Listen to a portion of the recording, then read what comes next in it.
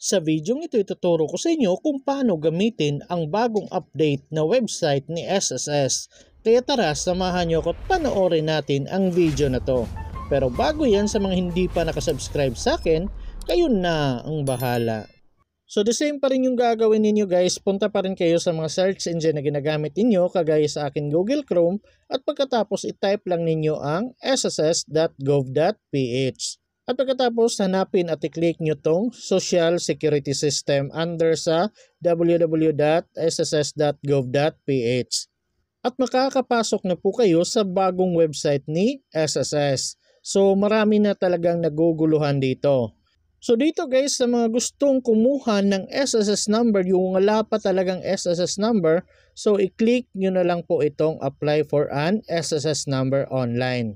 By the way guys, may video na pala akong ginawa kung paano kumuha ng SSS number online. Ilalagay ko na lang po yung link sa description box. At para naman sa mga gustong i-download yung SSS na application, pwede nyo pong i-click ito. At sa mga gustong computein yung pension nila, pwede nyo pong i-click tong calculator dito para makompute yung pension ninyo. At may video na rin po akong ginawa kung paano i-compute yung SSS pension ninyo. At kung meron na kayong SSS number at meron kayong user ID at password, or kung wala pa kayong user ID at password at gusto niyo makapag-login, i-click nyo na lang po itong create a my.sss account or login. At pagkatapos may makikita tayong ganito, i-click na lang po natin ang member login. At mapupunta po tayo dito. So para sa mga may SSS number na pero wala pang user ID at password at gustong gumawa ng user ID at password, i-click nyo na lang po itong create now. Itong kulay blue na may square, ito po. So dyan po kayo gagawa ng user ID at password. May video na rin po akong ginawa dyan. Ilalagay ko na rin din po yung link sa description box kung paano mag-create ng user ID at password. Pero kung may user ID at password na kayo, pwede nyo nang ilagay dito at i-click nyo na po ang sign in. So ito na po yung bago nila ngayon. So kailangan na ng OTP or one-time PIN through text. So dapat active at nasa inyo po yung cellphone number na nakaregister sa inyong SSS online account. So i-click nyo na lang po itong one-time PIN through SMS. At mapupunta kayo dito sa paglalagay ng OTP. So antayin nyo na lang po yung text na galing kay SSS. And by the way guys, sa mga hindi nakaka-receive ng text or sa mga nakaka-receive ng text pero delayed yung text, may video na po akong ginawa dyan. May mga tips ako doon kung paano ninyo marireceive yung OTP ng hindi siya delayed. So ganito po yung text na marireceive ninyo kay SSS at nandito po yung OTP. So ilagay nyo na lang po ito dito at pagkatapos i-click nyo ang login. At pagkatapos may makikita na kayong data privacy notice. So scroll down nyo na lang po yan hanggang sa makita nyo tong I agree. So i-click nyo na lang po ang I agree. At makakapasok na po kayo sa bagong homepage ng inyong SSS online account. So isa-isahin natin to lahat para makita nyo yung gusto ninyong makita sa inyong SSS online account. So una is yung parang bell dito sa taas. Ito ay ang notification. Lahat ng mga notifications sa inyong SSS account, makikita nyo po dito. I-click nyo na lang po iyan. At pagkatapos, ito, view contribution. So kung nakikita ninyo, may total amount of contribution na kayong nakikita dyan. So kung gusto nyo makita lahat ng contribution ninyo, i-click nyo na lang po itong view contributions. So makikita nyo po dito yung contribution ninyo monthly, kung nahuhulugan ba siya monthly. At dito naman sa baba makikita nyo yung number of contribution displayed. Tapos nandito rin yung number contribution posted, tapos total amount of contribution. So ito ay monthly contribution kung kayo ay employed. Pero kung self-employed or voluntary, i-click nyo na lang po itong SEVM contribution. Kung meron kayong flex fund, i-click nyo to. Mandatory pension booster, i-click nyo to. Then, voluntary pension booster. So, i-click nyo po ito. So, kung okay na, balik na tayo sa homepage ng ating SSS online account. So, para naman sa mga gustong magbayad ng kanilang SSS contribution, i-click nyo na lang po itong generating a PRN sa under ng pay contribution. So, itong may square guys. At kung na-click nyo na po yan, fill upan nyo na lang po lahat ng mga nandun at kung magkano yung ibabayad ninyo. Pero kung nahihirapan kayo guys, may video na po akong ginawa dyan, ilalagay ko na lang po yung link sa description box para hindi na kayo mahirapan. At para naman sa mga gustong mag-generate ng PRN para bayaran yung kanilang SSS loans, i-click nyo na lang po itong generating a PRN under sa pay loans. Ito pong may square.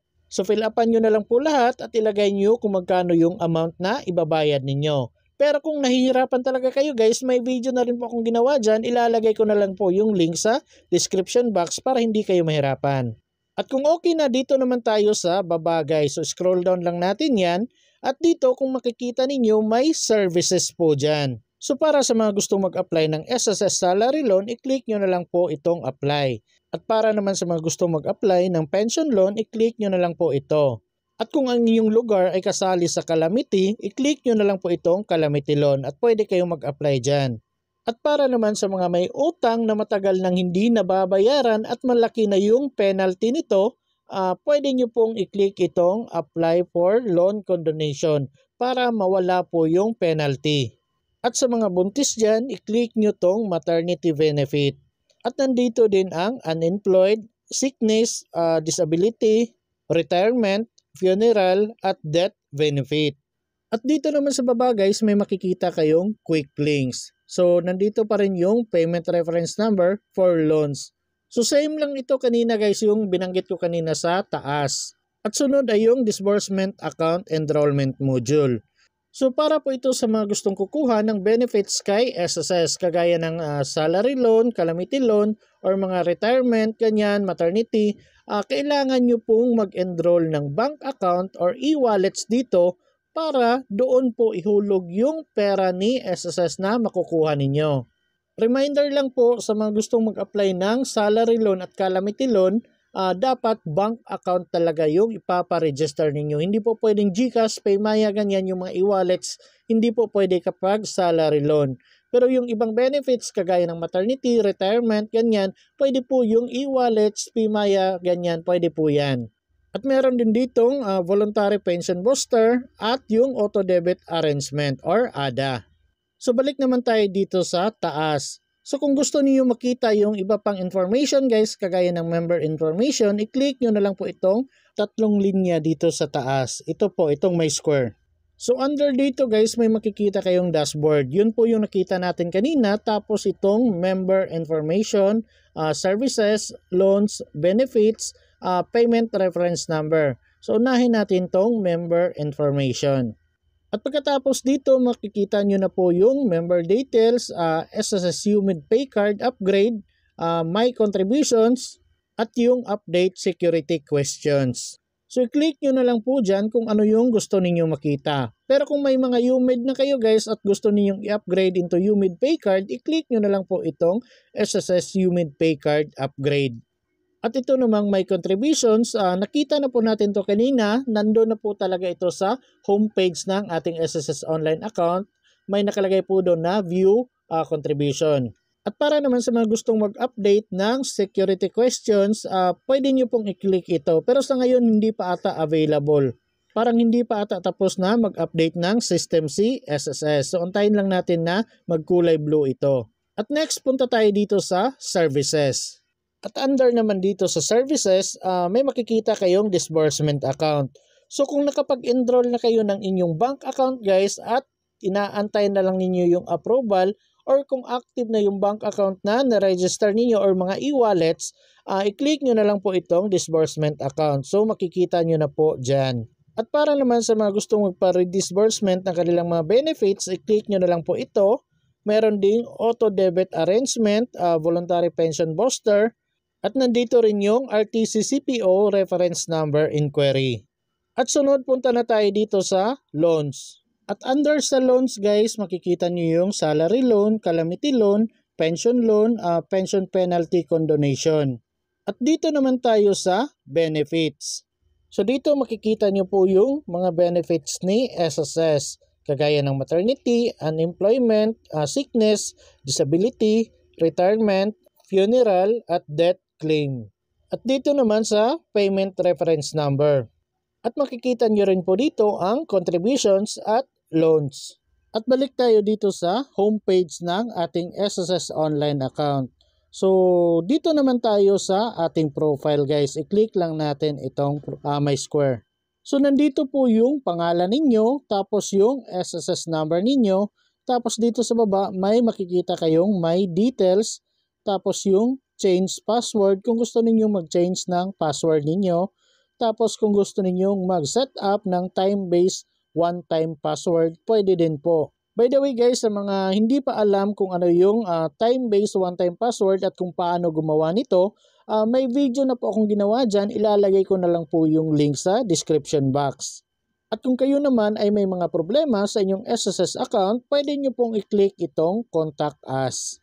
At para sa mga gustong makakita ng details ng kanilang SSS account, pwede nyo pong i-click itong My Details. So makikita nyo po ang SSS number status dito, yung document compliance, membership status, prior registrant, date of SSS number issuance, sex, at nandito na rin yung employment details at yung other details. Makikita nyo po dito yung change and coverage status, membership type, date of loan disqualification, SSS number withdrawal reason, record location. Nandito rin yung UMID SSS ID details, yung capture site, capture date, card serial, card type, at transaction status. At dito sa baba makikita rin yung address ninyo, yung local home address, local mailing address, at kung meron kayong foreign mailing address, makikita rin po dito. At kung gusto ninyong i-update yung information ninyo, pwede nyo pong i-click itong update information. At dito sa baba guys, makikita nyo po yung contact information, yung landline, mobile, at yung email address ninyo. Pero sa akin guys, wala pa akong nakikita kasi baka nag-update pa si SSS at hindi pa sila tapos na mag-upgrade.